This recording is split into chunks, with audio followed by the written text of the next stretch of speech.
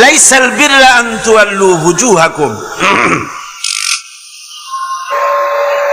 পূর্ব পশ্চিমে মুখ ঘোরানো, তোমাদের চেহারাটা পূর্ব পশ্চিমে ঘোরানো, এটাই প্রকৃতপক্ষের কোনো কল্যাণমূলক কাজ নয়।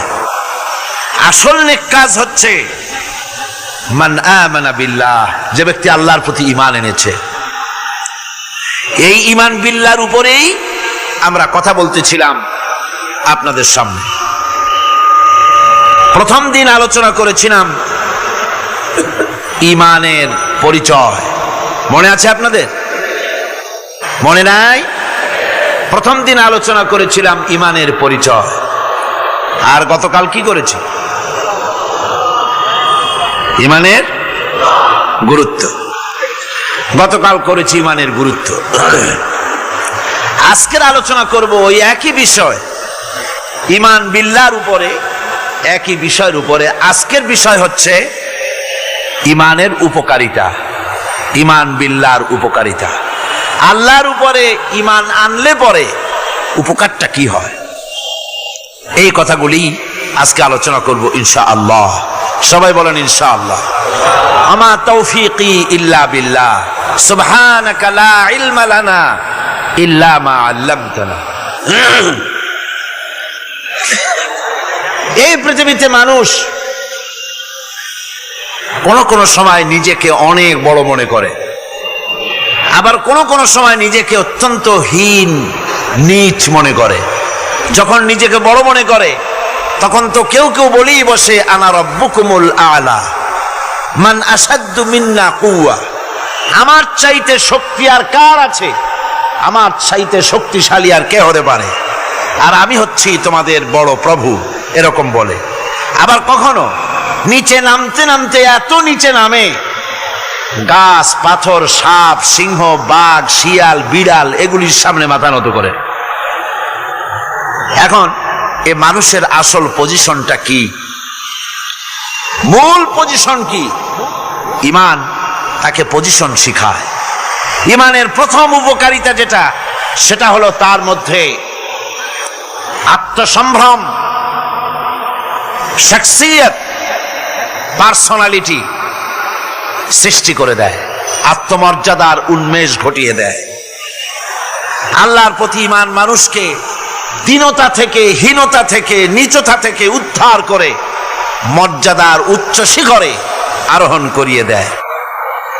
সে অন্যের নিকটে হাত পাতত, সে গাছের সামনে মাথা নত করত, সে পাথরের সামনে মাথা নত করত, সাপকে ভয় পেত, সাপকে পূজা করত।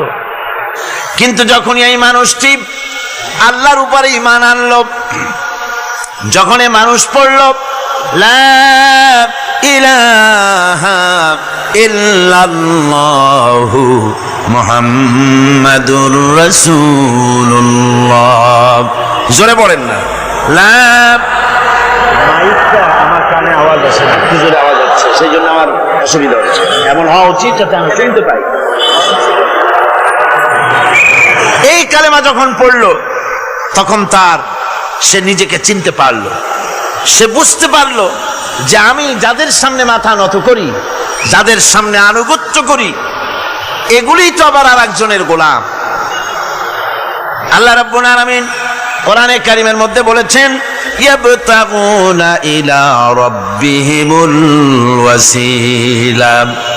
আল্লাহ পাক বলেন, যারা নাকি মানুষগুলি যার সামনে মাথা নত করে, যাদেরকে প্রভু বলে, দেবতা বলে, উচ্চ শক্তি সম্পন্ন মনে করে, যাদের পেছনে ঘুরে, যাদের কাছে হাত পাতে, তারাই তো আবার আল্লাহর কাছে যাওয়ার জন্য ওসিলা তালাশ করে। সুতরাং তার ভুল ভেঙে যায়, সে তখন দেখতে পায়, সে তখন বুঝতে পারে যে একজন এমন শক্তি আছে, একমাত্র তার কাছেই মাথা নত করতে হয়, আর কারো কাছে করা যায় না। কোরআনে কারীম বলছে ইন্নাল্লাযীনা তাদউনা মিন দুনিল্লাহি ইবাদুন আমসালুকুম, আমি আল্লাহকে বাদ দিয়ে তোমরা যার অনুসরণ করো, আমি আল্লাহকে বাদ দিয়ে তোমরা যাকে ডাকো, নিজের হাজাত পুরা করার জন্য, নিজের উদ্দেশ্য পুরা করার জন্য, মনস্কামনা পূর্ণ করার জন্য আমি আল্লাহরে বাদ দিয়ে যাদের ডাকো ওরা তোমার মতো আমার গোলাম। তুমি যেমন আমার গোলাম, ওটাও আমার গোলাম। তুমি সূর্যের পূজা করো, সূর্য তো আমার গোলাম। তুমি চাঁদের পূজা করো, চাঁদ তো আমার গোলাম। তুমি তো গরু পূজা করো, গরু আমার সৃষ্টি। তুমি তো মাটি দিয়া তৈরি করা মূর্তি বানাইয়া পূজা করো, মাটি তো আমার বানানো। তুমি কাঠ দিয়া পাথর দিয়া মূর্তি বানাও, এগুলির সামনে মাথা নত করো, ওগুলি তো আমার কাঠ আমার পাথর সব আমার। আর আমার গোলামগুলির সামনে তুমি নিজে গোলামি করার জন্য মাথা পেতে দাও, ওই গোলাম তোমার কোনো উপকার করতে পারবে না। সুতরাং আত্মমর্যাদা সৃষ্টি হয়ে যায়, শখসিয়ত পয়দা হয়, পার্সোনালিটির সৃষ্টি হয়। ইমানের এটা সবচাইতে বড় উপকার। মানুষ হীনতা থেকে, নীচতা থেকে তাকে ঊর্ধ্বে উঠায় আনা হয়। মানুষ দেখতে পায়, যদি চোখ থাকে, যদি আকল থাকে, তাহলে দেখতে পায় যেগুলির সামনে তারা মাথা নত করে ওগুলি নিজেরও কোনো উপকার করতে পারে না, অন্যকে উপকার করা তো দূরের কথা, অপরের উপকারও সে করতে পারে না। একবার আল্লাহ নবীর কাছে এক মুশরিক এসেছিলেন। একজন মুশরিক এসেছে একটা ভাঙ্গা মূর্তি নিয়ে এসেছে। হুজুর বললেন, তোমার মূর্তি ভাঙ্গা কেন? লোকটি বলল, হুজুর এটা হচ্ছে আমার খোদা, এইটারই নিয়ে আমি সব সময় থাকি, যাতে সব রকমের বিপদ থেকে আমি বাঁচতে পারি। প্রতিমধ্যে আমার পেশাব পায়খানার হাজত হলো, এই মূর্তিকে আমি রাস্তায় দাঁড় করায় রেখে চলে গেলাম। পেশাব পায়খানার কাজ শেষ করে এসে দেখি যারে আমি খোদা বলি, যে আমার যে বিপদ দিয়ে বাঁচাবে, তার মাথা থেকে পা পর্যন্ত একদম ভিজা। ভাবলাম নিশ্চয়ই কোনো বরকতের পানি ছাড়া আর কি হতে পারে। এটাকে বরকতের পানি মনে করে আমি যখন চাটা আরম্ভ করলাম, চাটতে গিয়ে দেখি কেমন টক টক লাগে, আর একটা উদ্ভট উৎকট একটা দুর্গন্ধ, অ্যাসিডের মতো ঝাঁঝালো গন্ধ। জিনিসটা কি? চিন্তা করলাম, পানিটা যদি বরকতের হবে তাহলে তো এই রকমের গন্ধ হওয়া উচিত। পরে এদিক ওদিক তাকায় দেখি দূরে একটা কুকুর দাঁড়ানো আছে, আর তার নিচের থেকে পানি টপকাচ্ছে। তখন বুঝলাম যে এটা কোন বরকতের পানি। কয়, হুজুর মেজাজটা খারাপ হয়ে গেল, ঠ্যাংটা ধরে একটা আছাড় মারলাম। কুত্তার পেশাব দিয়া তুই নিজেরে বাঁচাইতে পারিস না, আমারে বাঁচাবি কেমন? ওর জেহেন খুলে গেছে। হুজুর সাল্লাল্লাহু আলাইহি ওয়াসাল্লাম হেসে দিলেন। হাদিস শরীফে এসেছে, এই একদিন হুজুর হেসেছিলেন যখন তার দন্ত মোবারক সব বিকশিত হয়েছিল। হুজুর বলছেন, আমার কাছে কেন এসেছো তোমার এই ভাঙ্গা খোদারে নিয়ে? লোকটি বলছে, হুজুর আমি বুঝতে পেরেছি, আমি তো ভুলের মধ্যে ডুবেছিলাম, আমি বুঝতে পেরেছি এগুলি তো আসলে কিছুই না, আমি সত্যের সন্ধানে এসেছি, সত্যের আলোকে আমাকে পৌঁছে দেন। নবীজি পড়লেন, পড়ো লা ইলাহা ইল্লাল্লাহু মুহাম্মাদুর রাসূলুল্লাহ। এরা আপনাকে কি সাহায্য করবে? ও তো নিজের সাহায্যই করতে পারে না। কথা ঠিক কিনা? জোরে বলেন, পারে? পারে না, নিজেরই নিজে বাঁচাতে পারে না, আপনারে বাঁচাবে কেন? এই জন্য ইমান যখন আনে, ইমানের সবচাইতে বড় উপকারিতা হচ্ছে মানুষকে আত্মমর্যাদা দিয়ে দেয়। তার সম্মান, নিজের সম্মান সে বোঝে, সে বুঝতে পারে যেহেতু ক্ষমতা দুনিয়ায় কারো নাই, ক্ষমতার মূল উৎস আমার আল্লাহ রাব্বুল আলামিন। আল্লাহ পাক বলেছেন, আন্নাল কুওয়াতা লিল্লাহি জামিআ, সমস্ত ক্ষমতার উৎস কে? বুখারী শরীফে এসেছে, প্রতি রমজান মোবারকে হযরতে জিবরাইল আসতেন, হুজুরকে বলতেন, হুজুর আপনি তেলাওয়াত করেন, আমি শুনি, যতটুক নাজিল হয়েছে পড়েন। হুজুর পড়তেন, জিবরাইল শুনতেন, আবার জিবরাইল পড়তেন, হুজুর শুনতেন। এমনি করে করে যে বছর হুজুর ইন্তেকাল করবেন, হুজুরের জীবনের শেষ রমজান মুবারকে কোরআন নাজিল পরিপূর্ণ হয়ে গেছে। হযরত জিবরাইল বলেন, হুজুর কোরআন তো নাজিল তামাম হয়ে গিয়েছে, এবার আপনি পুরা কোরআন পড়ে আমারে শোনান। হযরতে রাসূল পুরাটা পড়ে 30 পারা পড়ে শোনায় দিলেন, জিবরাইল শুনলেন। এবার জিবরাইল বলেন, হুজুর আমি তেলাওয়াত করতেছি, আপনি শুনেন। হযরতে জিবরাইল 30 পারা পড়লেন, হুজুর শুনলেন। আবার হযরত জিবরাইল বলেন, হুজুর আবার আপনি পড়েন। হুজুর পড়লেন, জিবরাইল শুনলেন। আবার জিবরাইল পড়লেন, হুজুর শুনলেন। তার মানে হলো হুজুর যে বছর ইন্তেকাল করলেন ওই বছরের রমজান মুবারকে হযরত জিবরাইল 2 বার পড়েছেন, হুজুর শুনেছেন। আর হুজুর 2 বার পড়েছেন, জিবরাইল শুনেছেন, যাতে করে একটা জের জবর, একটা আয়াত, একটা সেমিকোলন যেন বাদ না পড়ে যায়। শাহরু রমাদান আল্লাযী উনজিলা ফীহিল কুরআন, রমজানের পবিত্র মাসে আমি অবতীর্ণ হয়েছি। সুবহানাল্লাহ। যদি প্রশ্ন করা হয় রমজানে তো আসছো, কিন্তু প্রথম নাজিল হয়েছিল কোন সময়? ওটা কি দিন ছিল না রাত ছিল?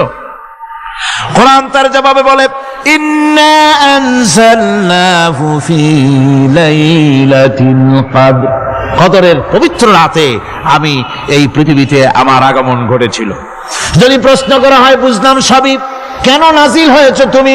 এই পৃথিবীতে তোমার আসার উদ্দেশ্য কি? মূল কাজটা কি? এই প্রশ্ন যদি করা হয়, কোরআনে কারীম তার জবাবে বলে, শোনো কেন এসেছি।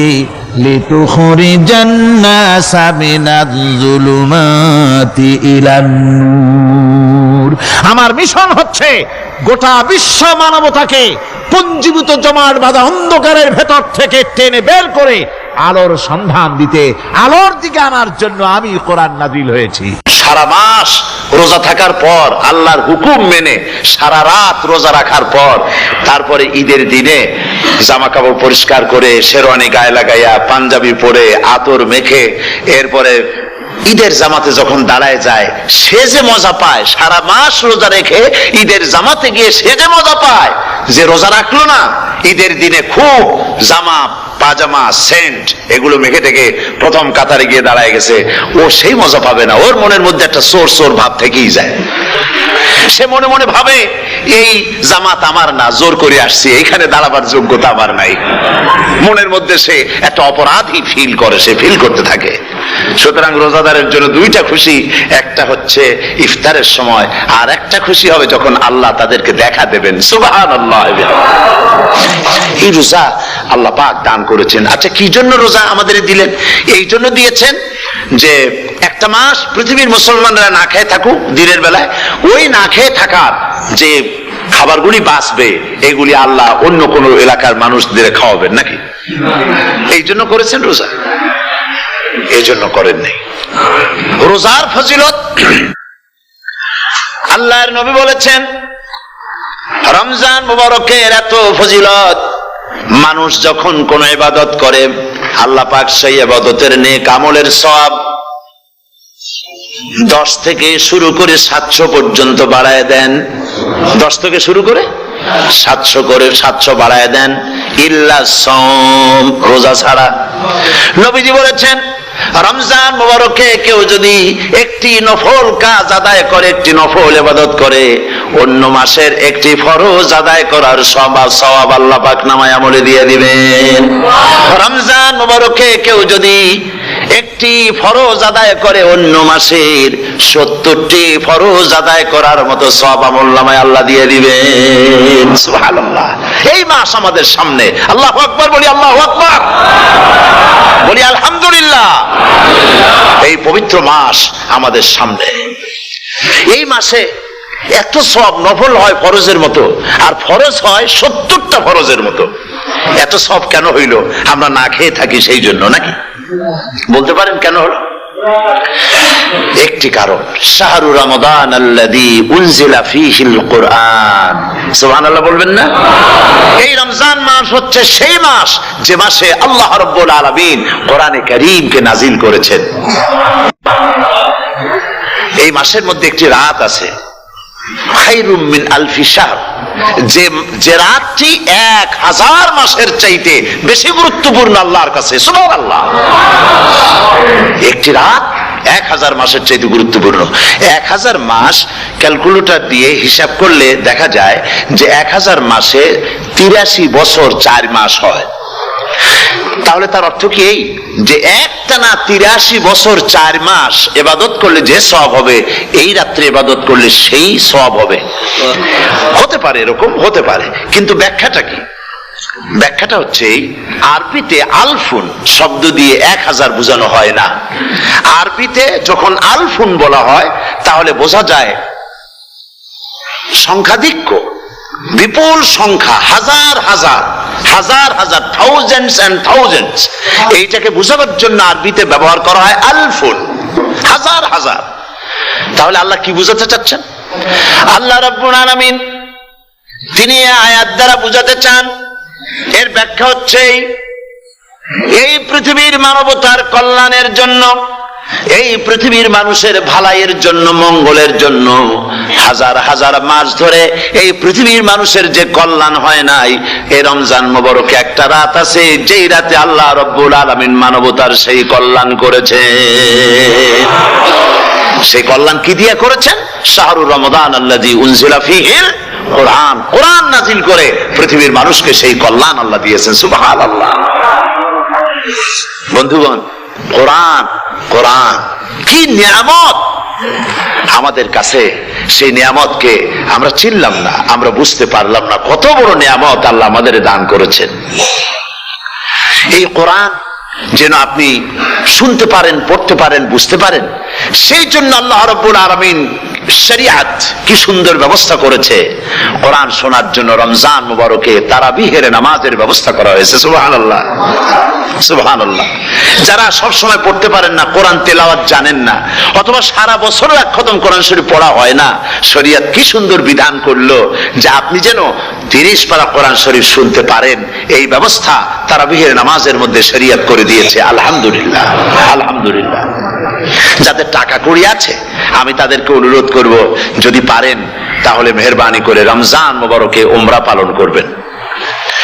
আমি উমরার নিয়ত করেই এসেছি, ঢাকা থেকে উমরার নিয়ত করেই এসেছি, আপনাদেরকে দেখে গেলাম। আর আমি এখান থেকে ডাইরেক্ট মদিনা মুনাওয়ারায় চলে যাব ইনশাআল্লাহ। লাইলাতুল কদর পর্যন্ত হারামাইনুশ শরীফাইনে কাটাতে চাই, নিয়ত করেছি। আপনারা দোয়া করুন আল্লাহ যেন কবুল করেন। কি মজা যখন আপনি হারামাইনুশ শরীফাইনে যখন তেলাওয়াত শুনবেন, আপনার কাছে মনে হবে যেন কোরআন শরীফ নাজিল হতেছে। সুবহানাল্লাহ। সেখানে তো নামাজের পরে হাত তুলে মোনাজাত করা হয় না, শুধুমাত্র রমজান মুবারকে বেতেরের নামাজের মধ্যে ইমাম সাহেব হাত তুলে মোনাজাত করেন। গত বছর রমজান মুবারকের লাইলাতুল কদরে আমি ছিলাম, গত কয়েক বছর ধরে আল্লাহ যাওয়ার তৌফিক দিয়েছেন দয়া করে। সেখানে লাইলাতুল কদরে পত্রিকাগুলি লিখেছে 30 লাখের উপরে লোক ছিল মক্কা শরীফের, হারাম শরীফে 30 লাখের উপরে। যখন তেলাওয়াত হচ্ছে, মোনাজাত করতেছেন ইমাম সাহেব কাঁদতেছেন, মোনাজাত করতেছেন, কাঁদতেছেন, আর গোটা হারাম জুড়ে কান্নার রোল পড়ে গিয়েছে। কিভাবে কাঁদতেছেন! সারাদিন মানুষ রোজা রেখে তারপরে ইফতার করতে যখন বসে, আমি সেই জান্নাতের কথা কেমনে আপনাদের বুঝাবো? রসগোল্লা কেমন লাগে বক্তৃতা দিয়ে 6 ঘন্টা বক্তৃতা দিয়েও বোঝানো যাবে না। যদি মুখের মধ্যে ঢুকাইতে পারি তাহলে বুঝবেন যে মজাটা কি। এটা তো আমি বুঝাইতে পারবো না কি মজাটা লাগে। সারাদিন রোজা রাখার পর সমস্ত লক্ষ লক্ষ মুসল্লিরা বসে আছে মক্কা শরীফে, কাবা শরীফ সামনে, এখানে বসে আছে। রোজাদারের সামনে আছে জমজমের পানি আর মদিনা মুনাওয়ারার খুরমা, আল্লাহর ঘর সামনে। জান্নাতের থেকে আর কাকে বলে! সুবহানাল্লাহ। আর মসজিদে নববীর ভিতরে মদিনার আকর্ষণ কাশাস আলাদা। মদিনা শরীফের আপনাকে যদি পাইয়া যায় কোন আরব, কোন মাদানী, আপনারা ছাড়বেই না, আদর করে পাশে বসাবে, তোমারে আমি এই জিনিস খাওয়াবো, এইটা দিয়ে ইফতার করাবো, আমার কাছ দিয়ে তুমি উঠতেই পারবে না, আপনাকে জোর করে বসায় দিবে। মসজিদে নববীতে রিয়াদুল জান্নাহ রাসূল করিম সাল্লাল্লাহু আলাইহি ওয়াসাল্লামের কবর শরীফের কাছে বসে আপনি ইফতার করতেছেন, কত বড় নসিব! সেই জন্য আমি বলি, হলিডে করার জন্য আমেরিকা, সিঙ্গাপুর, হাবিজাবি এই সমস্ত ঘুরে কোনো লাভ নাই। হলিডে করতে চান, রমজান মুবারকে চলে যান হারামাইন শরীফাইন, মদিনা আল মুনাওয়ারা, মক্কা আল মুকাররমা, কপাল খুলে যাবে, জিন্দেগীর সমস্ত গুনাহ খাতা আল্লাহ পাক মাফ করে দিবেন। রাসূল করিম সাল্লাল্লাহু আলাইহি ওয়াসাল্লাম বলেছেন, রমজান মুবারকে যে উমরা করলো সেজন্য হজ আদায় করলো। সুবহানাল্লাহ। অন্য রিওয়ায়াতে এসেছে, যে ব্যক্তি রমজান মুবারকে উমরা করলো সেজন্য আমার সাথে হজ আদায় করলো। সুবহানাল্লাহ। তো বলতেছিলাম যে কোরআনে কারীম হচ্ছে একটি বিরাট নিয়ামত। এই নিয়ামত শোনানো হয় রমজান মুবারকে। আমি এবার এসে খুব খুশি হলাম একথা শুনে যে ইস্ট লন্ডন মসজিদ তারা একটা ব্যবস্থা করেছে, সুন্দর একটা রেডিও তারা আবিষ্কার করেছে। না কি করছেন আপনারা? ট্রান্সমিটার তৈরি করেছেন। ওনারা ওখানে রেডিও বিক্রি করেন। আপনারা বহুটা খরচ করেছেন, তারা হাজার হাজার পাউন্ড খরচ করে টাওয়ার বানিয়েছেন এবং একটা ফ্রিকোয়েন্সি তারা নিজেরা নিয়েছেন, আর রেডিওগুলি 125 পাউন্ড করে ওনারা দিচ্ছেন খরচ হিসেবে। এটা যারা নিয়ে যায় ঘরের মধ্যে বসে তারাবিহের তেলাওয়াত তারা শুনতে পাবেন। মহিলারা অনেক সময় আসতে পারেন না, মহিলারা ঘরে বসে শুনতে পারবেন। ওই ইস্ট লন্ডন মসজিদে যত ওয়াজ হবে, তেলাওয়াত হবে, নামাজ হবে, আজান হবে, ওয়াজ হবে, জিকির হবে, সব আপনার ঘরে বসে আপনি শুনতে পারবেন। আল্লাহ রাব্বুল আলামিন এই ইকদামকে, এই পদক্ষেপকে আল্লাহ কবুল করুন, সবাই বলেন আমিন। এবং প্রত্যেকের ঘরে ঘরে এই রেডিও পৌঁছে যাক, আমরা বলি আমিন। আল্লাহ যেন কবুল করেন। আপনি ঘরে বসে মসজিদের সমস্ত প্রোগ্রাম পেতে পারবেন। আর কি সুন্দর, সেখানে যিনি তেলাওয়াত করেন, আজান দেন, আলহামদুলিল্লাহ, তার আজান শুনলে পরে তো মনে হয় যে আমি মক্কা শরীফে চলে গেছি, মদিনায় চলে গেছি। আর তেলাওয়াত কত সুন্দর, আলহামদুলিল্লাহ। আল্লাহ তার প্রতি রহম করুন, আমরা বলি আমিন। সুতরাং বলতেছিলাম যে এই পবিত্র রমজানুল মুবারক, এটি কি জিনিসটা, কি জিনিসটা বোঝাবার জন্য আমি বলি, যেমন এই ঘড়িটা এটা কেনার পর 2-1 বছর পর এটা ফাস্ট হয় অথবা কি হয়, স্লো হয়ে যায়। তখন এটাকে সারার জন্য আমরা হসপিটালে দেই। হসপিটাল মানে লন্ডন হসপিটাল না, ঘড়িরও হসপিটাল আছে। তো ঘড়ির হসপিটালে দিলাম, ওরা এটাকে দেখে শুনে ওয়াইলিং করে টরে দিল ঠিক মতো। একবার যদি ঠিক করে দিল, আবার আমার 1-2 বছর চললো, আর কোনো ডিস্টার্ব করবে না, ঠিক কিনা? আপনার গাড়ির ইঞ্জিন যদি কোনো রকমের অসুবিধা করে, তাহলে গাড়ির ইঞ্জিনকে ওভারহোলিং করতে হয়, ইঞ্জিন ডাউন দিতে হয়। একবার যদি ইঞ্জিন ডাউন দিলেন, ওভারহোলিং করলেন, তাহলে আপনার এই গাড়ি 5-6 বছরের জন্য আর হাত দিতে হবে না। এই কথাগুলি বুঝতে পারছেন কিনা? সারা জীবন, সারা মাস অন্যায় করার পরে, গুনাহ করার পরে মানুষের অন্তঃকরণে কালিমা লেগে যায়। আল্লাহ রাব্বুল আলামিন রমজান মুবারকের একটা ব্যবস্থা করেছেন, ইঞ্জিন ওভারহোলিং এর মতো, ইঞ্জিন ডাউন দেওয়ার মতো। আপনার কালকে, আপনার আত্মাকে, আপনার বিবেককে, আমার বিবেককে পরিষ্কার করার জন্য রমজান মাস করে দিয়েছেন। রমজান মুবারকের একটি মাসের কোর্স যদি কমপ্লিট করা যায়, তাকওয়া দিয়া যদি ভরে দেওয়া যায়, তাহলে বাকি 11 মাস আরামসে চলবে, কোনো অসুবিধা হবে না। নবীজি বলেছেন, রমজান মুবারকে মাস আসার সঙ্গে সঙ্গে আল্লাহ রাব্বুল আলামিন তিনি জান্নাতের সমস্ত দরজাগুলি খুলে দেন, আর জাহান্নামের সব দরজাগুলি আল্লাহ রাব্বুল আলামিন বন্ধ করে দেন। সুবহানাল্লাহ। আর শয়তানকে শৃঙ্খল দিয়ে বেঁধে ফেলা হয়, শিকল দিয়ে শয়তানকে বাঁধা হয়ে যায়। এই হাদিসটা যখনই শোনাই বিভিন্ন জায়গায়, লোকেরা বিভিন্ন জায়গায় প্রশ্ন করে, হুজুর কোন তো যে শয়তানরে বাঁধতে হয়, কিন্তু রমজান মাস হতো লোকেরা মদ খায়, মিথ্যা কথা কয়, তাহলে শয়তান বাঁধা থাকবো কেমনে? আমি বলি, দেখেন, এর ব্যাখ্যা আছে। এর ব্যাখ্যা হলো এই, কোন কোন ঘড়ি আছে একবার চাবি দিলে 6 মাস চলে, আর একবার চাবি দিলে 2 বছর চলে, আবার চাবি দিলে লাইফ চলে যায়। এরকমের ঘড়িও আছে। কোন কোন মানুষের শয়তানে এমন চাবি দিছে যে চাবিতে 6 মাস চলে, কোনটায় 10 মাস চলে, কোনটায় বছর চলে। রোজার মাসেও যারা গুনাহ করে, শয়তানে এমন চাবি দিছে যে রোজার মাসেও বন্ধ হচ্ছে না। এরা শয়তানের খপ্পরে পড়ে গেছে। আল্লাহ এই চাবি থেকে মুসলমানদেরকে হেফাজত করুন, বলি আমিন। জোরে বলেন আমিন। শয়তান থেকে পানাহ কেউ দিতে পারে না, কোন গভর্নমেন্ট পারবে না। ব্রিটিশ গভর্নমেন্ট পারবে নাকি? American government? কেউ পারবে না। শয়তান থেকে পানাহা দিতে পারে কেবলমাত্র কে? ওই আল্লাহ রাব্বুল আলামিন আমাদেরকে শিখায় দিয়েছেন, শয়তানের ওয়াসওয়াসা থেকে আমার কাছে পানাহা চাও। আউযু বিল্লাহি মিনাশ শাইতানির রাজিম। বিতাড়িত মরদুদ শয়তানের ওয়াসওয়াসা থেকে পানাহা চাই, আল্লাহর কাছে পানাহা চাও। আল্লাহ পাক বলেন, আমি পানাহা দিতে পারি শয়তানের ওয়াসওয়াসা থেকে। শয়তান থেকে আশ্রয় একমাত্র সিকিউরড, নিরাপত্তা পেয়েছেন আল্লাহর পয়গম্বরেরা। সুবহানাল্লাহ। আম্বিয়া আলাইহিমুস সালাম তারা আল্লাহ কর্তৃক নিয়ন্ত্রিত, শয়তানের ক্ষমতা নাই পয়গম্বরদের কাছে যাওয়া। চতুর সীমানার ভেতরে শয়তান প্রবেশ করে কোন নবীকে ওয়াসওয়াসা দিতে পারবে না, বলি সুবহানাল্লাহ। এই জন্য শয়তান থেকে বেঁচে যাওয়া, শয়তানের ওয়াসওয়াসা থেকে বাঁচা খুবই কঠিন। সেই জন্য আল্লাহ পাক বলছে শয়তানকে বেঁধে রাখা হয়, জান্নাতের সমস্ত দরজা খোলা, জাহান্নামের সমস্ত দরজা বন্ধ হয়ে যায়। এই নিয়ামতের মাস আমাদের সামনে। প্রত্যেকটি যখন কোন ওয়ার্কশপ হয়, তো ওয়ার্কশপের জন্য এক একটা কি বলে সিলেবাস থাকে। রমজান মুবারক একটা ওয়ার্কশপ, এই ওয়ার্কশপের মধ্যে একটা সিলেবাস আছে, সেই সিলেবাসের নাম হচ্ছে কোরআন। কোরআন কোরআন কোরআন নাজিলের মাসে আমরা কি কোরআন তেলাওয়াত করি বলেন?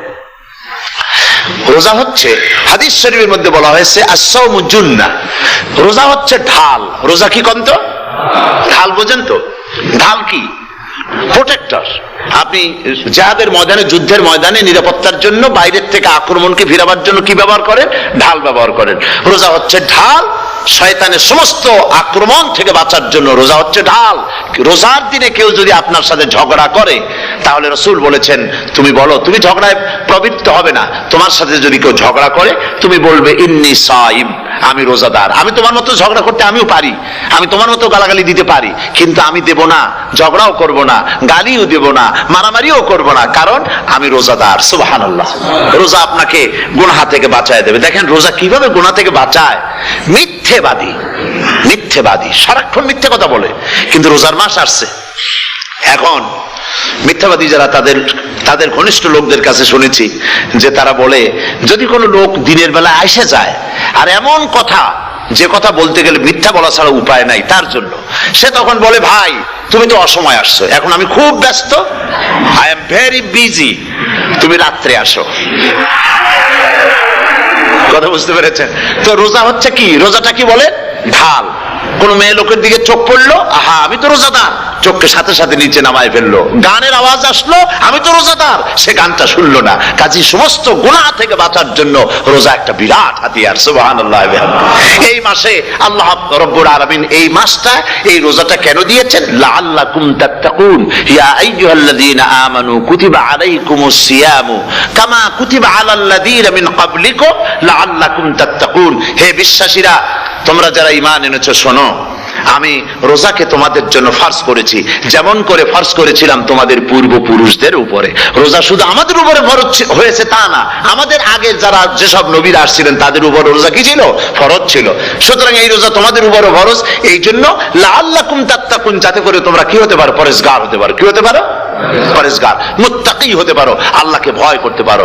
একমাত্র আল্লাহর ভয় মানুষকে ভালো বানাতে পারে। একটা মানুষ জান্নাতে যাওয়ার জন্য, জাহান্নাম থেকে বাঁচার জন্য একটা জিনিস, কয়টা জিনিস বলেন? একটি জিনিস যদি ভেতরে থাকে তাহলে সমস্ত গুনাহ থেকে বাঁচতে পারে। আর একটি জিনিস যদি না থাকে তাহলে এমন কোনো কাজ নাই পৃথিবীতে যা সে করতে পারে না। সেই কাজটার নাম কি? তাকওয়া। সবাই বলেন কাজটার নাম কি? তাকওয়া। যদি ভেতরে আল্লাহ পাকের ভয় থাকে, রব্বুল আলামিন আমাকে দেখছেন, তিনি আমাকে শুনতেছেন, এই ভয় যদি অন্তঃকরণের ভিতরে থাকে, তাহলে এই লোকটি কোনো গুনাহের কাজ করতে পারবে না, মিথ্যা বলতে পারবে না, ওজনে কম দিতে পারবে না, খাদ্যে ভেজাল দিতে পারবে না, শয়তানি বদমাশি করতে পারবে না। আর যদি এই জিনিসটির অভাব থাকে, যদি তাকওয়া না থাকে, তাহলে সমস্ত অন্যায় কাজ সে করতে পারবে। এই জন্য আল্লাহ রাব্বুল আলামিন বলেন, রোজা এই জন্য দান করেছে যাতে করে, রোজার মাস এই জন্য দিলাম, লাআল্লাকুম তাত্তাকুন, তোমাদের ভিতরে তাকওয়ার সৃষ্টি হয়। এই ওয়াজ আমি আপনাদের সামনে অনেকবার করেছি। হযরত ওমর রাদিয়াল্লাহু তাআলা আনহু রাতের বেলায় ঘুরতে ঘুরতে দেখেন এক বাড়িতে আলো জ্বলছে, শেষ রাত। এই রাত্রে বাড়িতে আলো জ্বলে কেন? ভাবলেন কোনো অসুখ বিসুখ হলো নাকি? তো উনি কাছে গেছেন, গিয়ে কান পেতে শুনতেছেন। বাড়ির মালিক বুড়ি তার যুবতী মেয়েকে ডেকে বলছে, মা ওঠো, তাড়াতাড়ি ওঠো। কেন? কয় যে সকাল তো হয়ে গেল, দুধ দই এনেছি, আমি দুধ এনে রাখছি, এখন তুমি পরিমাণ মতো সবটা পাত্রে পানি দিয়ে ভরে দাও, তাহলে ওজন বেশি হবে আর আমরা ভালো লাভ করতে পারবো। মেয়ে বলছে, মা তুমি বলো কি, এটা আমার দ্বারা সম্ভব না। কেন সম্ভব নয়? হযরত ওমর এক ফরমান জারি করেছেন। তিনি বলেছেন তিনি পানিতে দুধের মধ্যে পানি মিশাতে নিষেধ করেছেন। তাছাড়া রাসূল করিম সাল্লাল্লাহু আলাইহি ওয়াসাল্লাম খাদ্যদ্রব্যে ভেজাল দিতে নিষেধ করেছেন। কাজী হযরত ওমরের এই নির্দেশকে আমি অমান্য করতে পারবো না। মা বলছে, দেখো ওমর এখন তো ঘুমাইতেছে, এত রাত্রে তিনি কি এখানে আসছেন নাকি আমাদের এই কারবার দেখতে? তুমি পানি মিশাও ইচ্ছে মতো। মেয়ে বলছে, মা হযরত ওমর ঘুমাতে পারেন, তার পুলিশেরা, তার গোয়েন্দা বিভাগের লোকেরা ঘুমাতে পারেন, হযরত ওমরের চোখকে ফাঁকি দেওয়া যাবে, হযরত ওমরের পুলিশকে ফাঁকি দেওয়া যেতে পারে, কিন্তু আল্লাহ রাব্বুল আলামিনের চোখকে ফাঁকি দেওয়া যাবে না। আমার পক্ষে সম্ভব নয়, আমি দুধে পানি মিশাতে পারবো না। হযরত ওমর রাদিয়াল্লাহু তাআলা চলে গেলেন, গিয়ে তার ছেলেকে ডেকে বললেন, ছেলে আমি তো এখন বুড়া হয়ে গেছি, আমার বিয়ের বয়স নাই, আমি একটা মেয়ের খোঁজ নিয়ে আসছি, যদি আমার বয়স থাকতো এই মেয়েটার আমি বিয়ে করতাম। সুবহানাল্লাহ, সুবহানাল্লাহ। তো এই মেয়েটা তুমি খোঁজ নাও, যদি বিয়ে না হয়ে থাকে তুমি প্রস্তাব দাও বিবাহের। কি সৌন্দর্য তিনি দেখলেন মেয়েটার মধ্যে, স্বাস্থ্য, রূপ, যৌবন, কি দেখলেন? তাকওয়া। জোরে বলেন না, কি দেখলেন? তাকওয়া। এই তাকওয়া তিনি দেখলেন। এই তাকওয়ার উপরে ভিত্তি করে আমিরুল মুমিনিন, অর্ধেকটা পৃথিবীর প্রেসিডেন্ট, খলিফাতুল মুসলিমিন, আমিরুল মুমিনিন হযরত ওমর তার ছেলের জন্য পুত্রবধূ করে তাকে ঘরে নিয়ে আসলেন। সুবহানাল্লাহ। ফায়দা কি হলো? ফায়দা এই হলো, এই মেয়ের গর্ভে যে মেয়ে হলো, সেই মেয়ের গর্ভে যে মেয়ে হলো, সেই মেয়ের গর্ভে ফারুকে সানি হযরত ওমর ইবনে আব্দুল আজিজ রাহমাতুল্লাহ আলাইহির মতো ফারুকে সানি আল্লাহ দান করে দিলেন।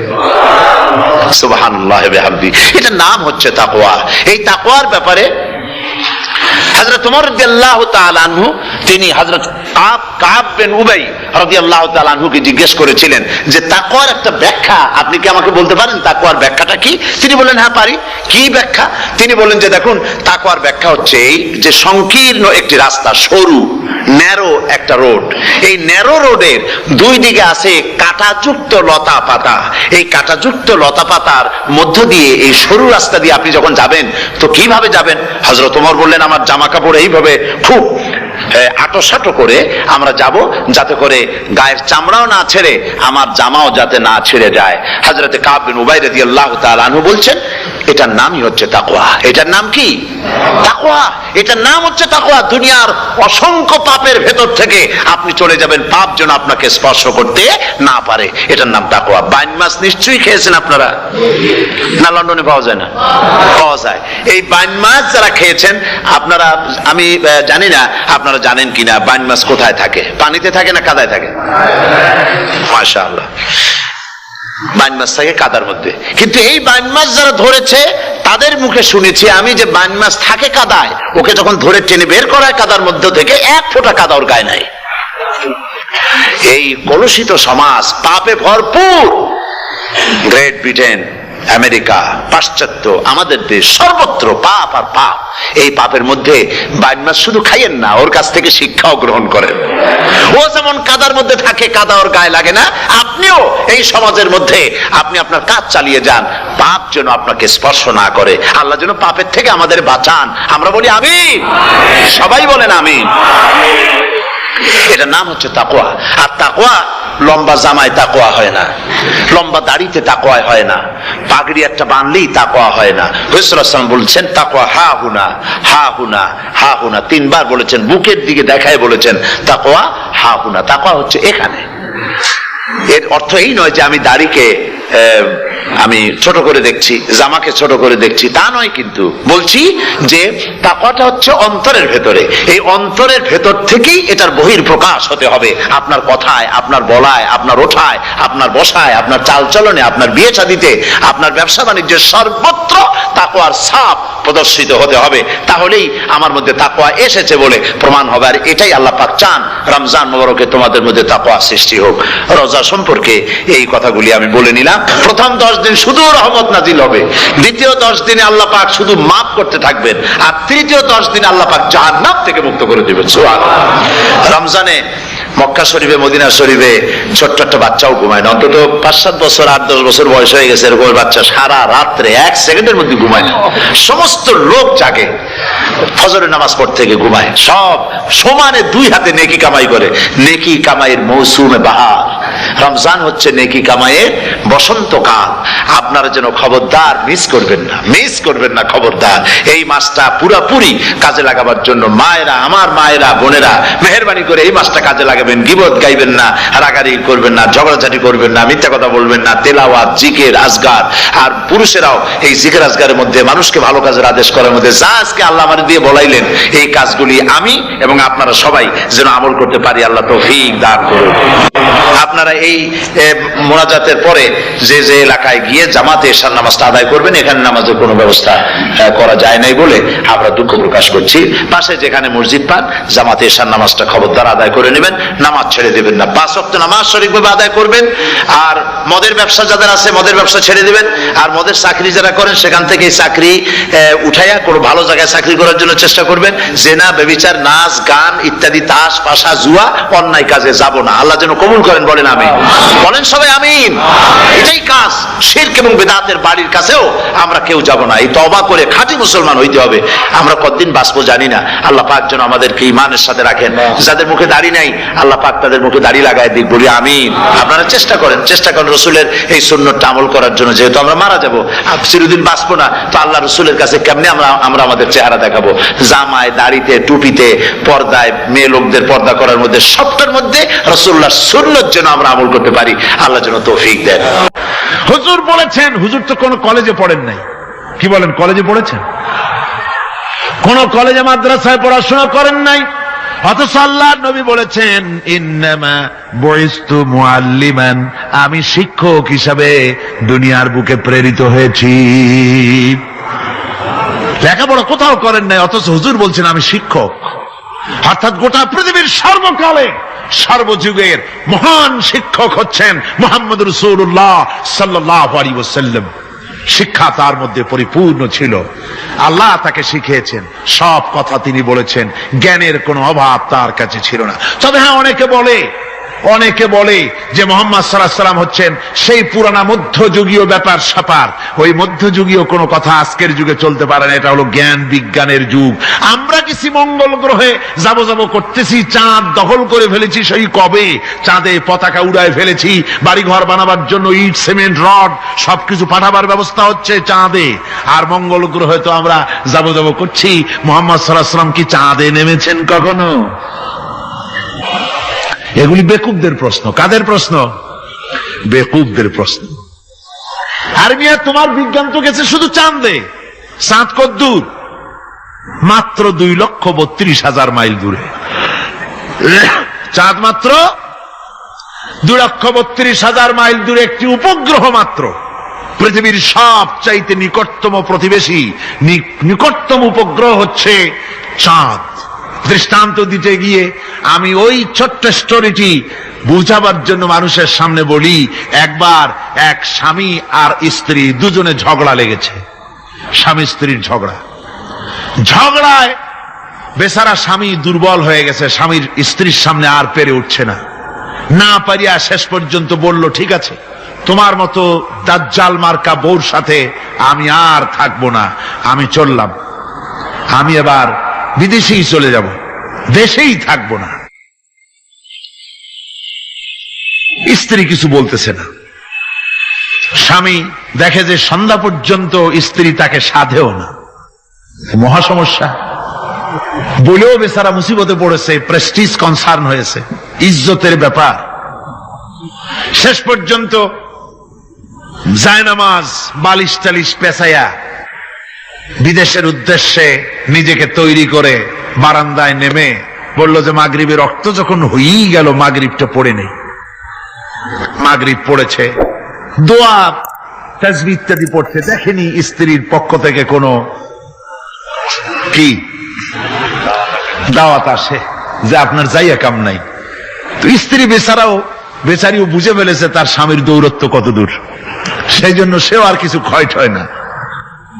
এশা রক্ত যখন হয়ে গেছে, তখন বিড়বিড় করে স্বামী বেচারা বলছে, মানুষ না কাউয়ার জাত। সন্ধ্যার আগে ছিলাম কোথায় আর এখন আসলাম কোথায়। বউ ঘরে বসে কয় যে বুঝছি, আর যাওয়া লাগবে না বিদেশে। ঘরের থেকে বারান্দায় নামি তুমি বলো মানুষ না কাউয়ের জাত, সন্ধ্যায় ছিলা কোথায় এখন নামছো কোথায়। তোমার আর বিদেশে যায় কাম নাই, তুমি ঘরে এসে মশারির মধ্যে ঢোকো। বুঝলেন? তো পৃথিবী থেকে মাত্র 2,32,000 মাইল দূরে চাঁদ, সেই চাঁদে অবতরণ করে বলছে মোহাম্মদ সাল্লাল্লাহু আলাইহি ওয়াসাল্লাম কি চাঁদে গেছে? আরে বেকুব, 2,32,000 মাইল দূরের চাঁদ নয়, 9,30,00,000 মাইল দূরের সূর্য নয়, কোটি কোটি সহস্র কোটি মাইল দূরের গ্যালাক্সি নয়, মিল্কি ওয়ে নয়, সমস্ত তারকারাজি গ্রহ পুঞ্জ সব কিছুকে পেরিয়ে গিয়ে 7 আকাশ ফুড়ে মুহাম্মদ সাল্লাল্লাহু আলাইহি সাল্লাম আরশে আজিম ভ্রমণ করেছেন, যা পৃথিবীর কোন বিজ্ঞানের পক্ষে সম্ভব নয়। সুতরাং মুহাম্মদ সাল্লাল্লাহু আলাইহি সাল্লাম সর্বকালের সর্বযুগের সব ব্যাপারে শ্রেষ্ঠ মহান ব্যক্তিত্ব। এরপরে আল্লাহ রাব্বুল আলামিন বলছেন وَخَلَقْنَاكُمْ أَزْوَاجًا, আমি তোমাদের নারী এবং পুরুষের জোড়া পয়দা করেছি। অর্থাৎ এই পৃথিবীতে আল্লাহ রাব্বুল আলামিন মানুষের একটি সেক্স পয়দা করেন নাই, দুটি প্রকার করেছেন, একটি হচ্ছে নারী আর একটি পুরুষ। এই নারী আর পুরুষ আল্লাহ পাকের এটি একটি বিরাট কুদরত। এই নারী এবং পুরুষ সৃষ্টি করে পরস্পরের প্রতি আল্লাহ আকর্ষণ সৃষ্টি করেছেন। দুজনের একের প্রতি অপরের আকর্ষণ আল্লাহ পাক নিজেই সৃষ্টি করে দিয়েছেন। وَمِنْ آيَاتِهِ أَنْ خَلَقَ لَكُمْ مِنْ أَنْفُسِكُمْ أَزْوَاجًا لِتَسْكُنُوا إِلَيْهَا وَجَعَلَ بَيْنَكُمْ مَوَدَّةً وَرَحْمَةً। আমার অনেক নিদর্শনাবলীর মধ্যে এটিও একটি নিদর্শন যে আমি তোমাদের থেকে তোমাদের স্ত্রীদেরকে তোমাদের জোড়া পয়দা করেছি। আর কি করেছি, কেন করেছি? লিতাসকুনু ইলাইহা, যাতে করে তোমরা পরস্পরের কাছ থেকে শান্তি, প্রীতি, প্রেম, ভালোবাসা, মহব্বত লাভ করতে পারো। এটা আমার নিদর্শন একটি। কিরকম নিদর্শন? ভিন্ন পরিবেশে লালিতা পালিতা একটি মেয়ে ভিন্ন পরিবেশে লালিত পালিত একটি পুরুষের সঙ্গে যখন বিবাহ হয়ে যায়, আল্লাহ রাব্বুল আলামিন বলেন আমি তখন একের প্রতি অপরের মহব্বত আর ভালোবাসা আমি আল্লাহ তৈরি করে দেই। ওই মেয়েটি জানার কথা না, মেয়েটির বাড়ি হচ্ছে লংলা, শ্রীমঙ্গল, বিয়ে হয়েছে দিনাজপুর। দিনাজপুরের লোকেরা বোয়াল মাছ খায় না, কিন্তু এখানের লোকেরা বোয়াল মাছ খুব পছন্দ করে। কথা বুঝতে পেরেছে? এখানে কথাবার্তা একরকমের, সেখানের কথাবার্তা আর এক রকমের। এই দুইটা মিলাইয়া খিতে হয়েছে তো খিতে হয়েছে। কথা বুঝতে এখন উপায়টা কি? অথচ এই দুই স্বামী স্ত্রীর মধ্যে আল্লাহ পাক কি মহব্বত পয়দা করে দেন, একজন আরেকজনের জন্য জীবন দিতে প্রস্তুত হয়ে যায়। সুবহানাল্লাহ পড়েন। আল্লাহ রাব্বুল আলামিন বলেন ওয়াজআলা বাইনাকুম মাওয়াদ্দাতান, প্রথমে তো ভালোবাসা সৃষ্টি করি, প্রেম সৃষ্টি করি। বিবাহ হওয়ার পর যে ভালোবাসা হয় বিশেষ উদ্দেশ্যকে সামনে রেখে ওই ভালোবাসা হয়। এরপরে যখন বয়স বাড়তে থাকে, যখন বার্ধক্য আসে, তখন ওই ভালোবাসাটা আর থাকে না যেটা ছিল প্রথম। সেটা আমি ওয়াজআলা বাইনাকুম মাওয়াদ্দাতান ওয়া রাহমা, মাওয়াদ্দা তখন রহমতে পরিণত হয়ে যায়। প্রথমে থাকে একটা প্রেম কেন্দ্রিক ভালোবাসা। পরবর্তী সময় যখন স্বামী বুড়ো হয়ে যায় আর স্ত্রী যখন বুড়ি হয়, তখন আল্লাহ পাক বলেন আমি উভয়ের মধ্যে সহৃদয়তা, করুণার সৃষ্টি করে দেই। পরস্পরের প্রতি আকর্ষণ তখন আরো বাড়িয়ে দেই। একজন আর একজন ছাড়া চলে না, বুড়ার বুড়ি ছাড়া উপায় থাকে না। ঘরের মধ্যে ফ্রিজ আছে, কালার টিভি আছে, তারপরে সুন্দর বিছানাপত্র আছে, কোনো জিনিসের অভাব নাই বুড়ার। হঠাৎ করে বুড়ি একদিন মারা গেল। বুড়ায় কয় আমি গৃহশূন্য হয়ে গেছি। সব আছে, তারপরেও যে গৃহশূন্য হয়ে গেছি, তার মানে গৃহের প্রাণটাই চলে গেছে। বুড়া বয়সে সন্তান খোঁজ খবর নেয় না, সন্তানের বউ খোঁজ খবর নেয় না। বুড়ার গরম পানিটা, উজুর পানিটা, তার খাবারটা, তার পানটা, তার যা প্রয়োজন বুড়ি সব এগিয়ে নিয়ে আসে। আর বুড়াও বুড়ির জন্য তখন প্রথম জীবনের চাইতে আরো বেশি মহব্বত বাড়ে, বুড়ির দিকে খোঁজ খবর আরো বেশি করে নেয়। ঠিক কিনা কন? বুঝবেন যারা বুড়া আর বুড়ি আছেন। আল্লাহ পাক বলেন এটা আমি করি। কে বলছেন এ কথা? আল্লাহ পাক বলছেন আমি করি। এ মহব্বত আল্লাহর দান। দেখুন, রাসূল করিম সাল্লাল্লাহু আলাইহি ওয়াসাল্লামের ঘরে দৌলত ছিল না, কিন্তু মহব্বত দিয়ে ঘরটা ভরা ছিল। সুবহানাল্লাহ বিহামদি। দৌলত ছিল না, মহব্বত দিয়ে ভরা ছিল। হযরত আয়েশা সিদ্দিকা রাদিয়াল্লাহু তাআলা আনহা বলেছেন, আমি গ্লাসে পানি পান করে রেখে দেওয়ার পর রাসূলুল্লাহ গ্লাসটা হাতে নিয়ে আমি যেখানে ঠোঁট লাগিয়ে পানি পান করেছি, আল্লাহ নবী ওইখানেই ঠোঁট লাগায়া পানি পান করতেন। মুহাব্বত। হযরত আয়েশা বলেন, আমি গোশত খেয়ে হাড্ডি খেয়ে হাতে ধরে রেখেছি, খাবো বা রাখবো, আল্লাহ নবী তখন আমার হাতের থেকে গোশত বা হাড্ডিটা আমার হাত থেকে নিয়ে আমি গোশতের যে অংশে কামড় দিয়েছি রাসূলুল্লাহ সেখানে মুখ লাগিয়ে খেতেন। দৌলত ছিল না হুজুরের ঘরে এক ফোঁটাও, কিন্তু মহব্বত ছিল ঘরটা ভরা। হযরত আয়েশা বলেছেন, রাসূলুল্লাহ কাজ করে কষ্ট করে ঘরের ভিতরে ফিরে যখন দেখেছেন রান্না বান্না সারা হয় নাই, হুজুর ক্ষুধার্ত অথচ আমার রান্না শেষ হয় নাই, নবীজি রাগ করেন নাই, অসন্তুষ্ট হন নাই, ভুরু কুঞ্চিত করেন নাই, চোখ গরম করেন নাই, বরং আমার কাছে বসে রান্না বান্নায় আমাকে আল্লাহর নবী, বিশ্ব নবী মুহাম্মদ রাসূলুল্লাহ সাল্লাল্লাহু আলাইহি ওয়াসাল্লাম আমাকে সহযোগিতা করেছেন। স্বামী স্ত্রীর ভালোবাসা হচ্ছে স্বর্গীয় নিয়ামত, জান্নাতের নিয়ামত। সুবহানাল্লাহ পড়েন।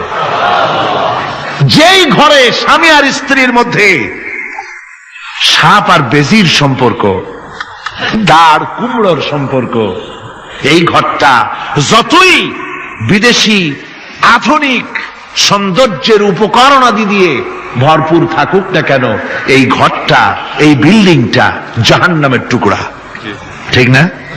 আর স্বামী স্ত্রীর যদি ভালোবাসা থাকে, তাহলে ঘরটা যদি কুড়ে ঘর হয়, তারপরেও সে ঘরটা হচ্ছে একটা জান্নাতের টুকরা।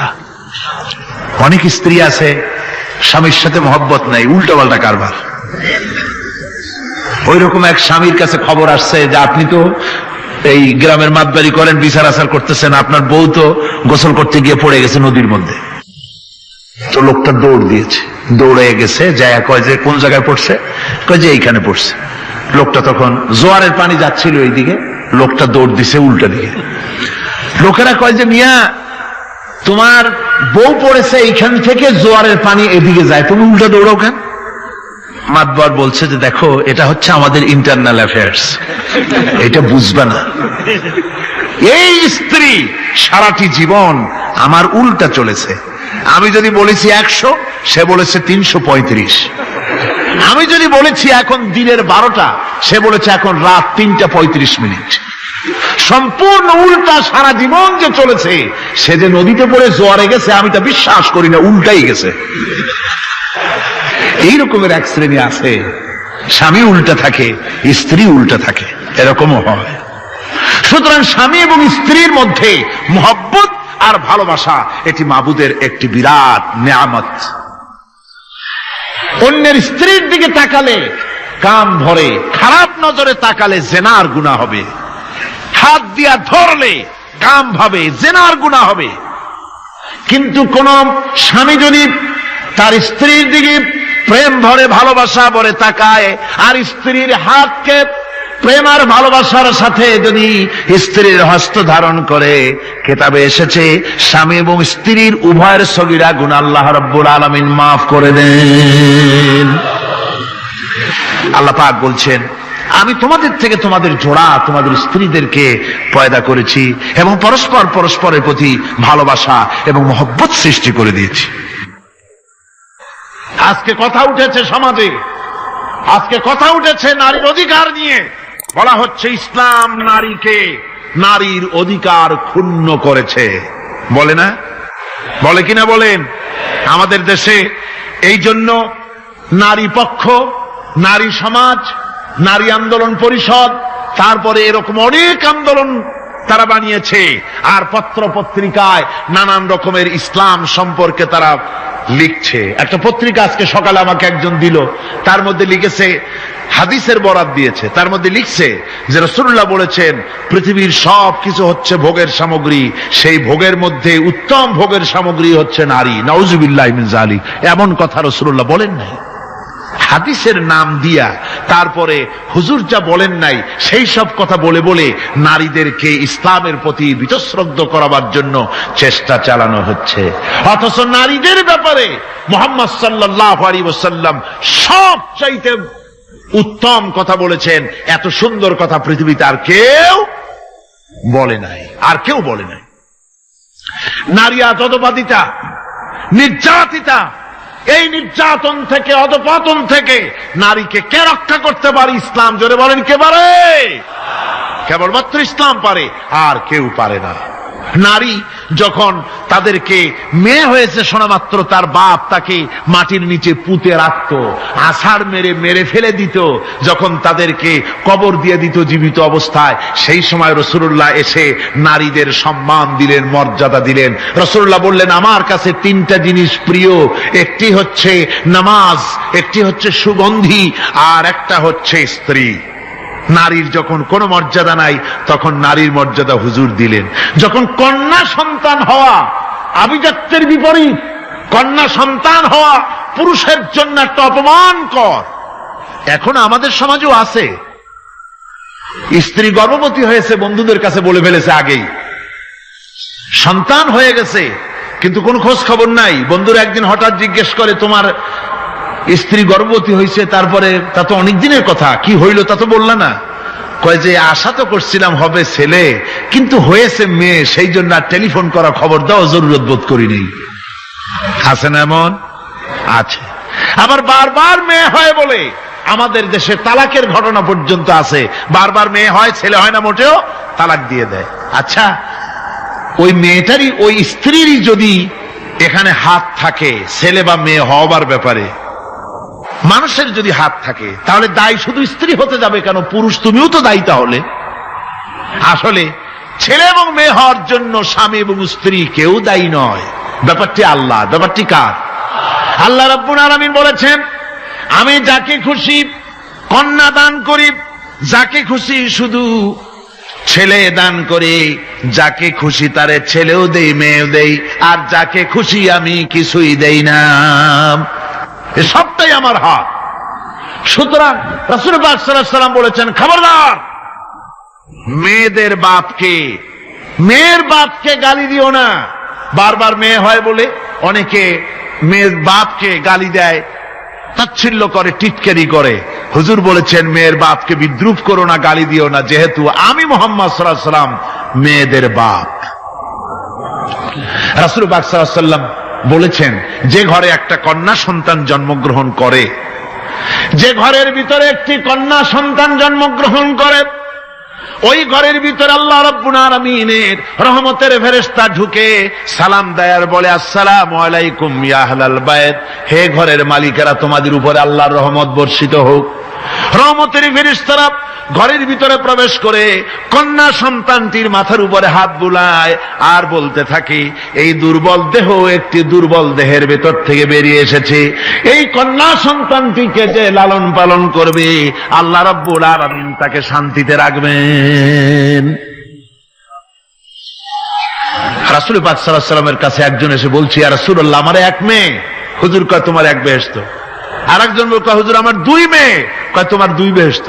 এরকম হাদিস আছে নাকি যে একজন বললো আমার এক ছেলে, আর হুজুর বলছেন তোমার এক বেহেশত? আছে এমন? সুতরাং মেয়েকে কি মর্যাদা দিয়েছে ইসলাম। রাসূলুল্লাহ বললেন, যার তিনটি মেয়ে আছে আর ওই তিনটি মেয়েকে আদব শিক্ষা দিয়েছে, তারবিয়াত শিক্ষা দিয়েছে, দিন শিক্ষা দিয়েছে, স্নেহ করে স্নেহ দিয়ে লালন পালন করেছে, তারপরে সৎ পাত্রস্থ করেছে ওই মেয়ের লালন পালনকারী মাতা পিতা। আর আমি মুহাম্মদ সাল্লাল্লাহু আলাইহি ওয়াসাল্লাম কিয়ামতের দিন একই জান্নাতে পাশাপাশি অবস্থান করব। সুবহানাল্লাহি ওয়া বিহামদিহি। মেয়ের ব্যাপারে রাসূলুল্লাহ এত কথা বলেছেন, নারীদের ব্যাপারে এত কথা বলেছেন।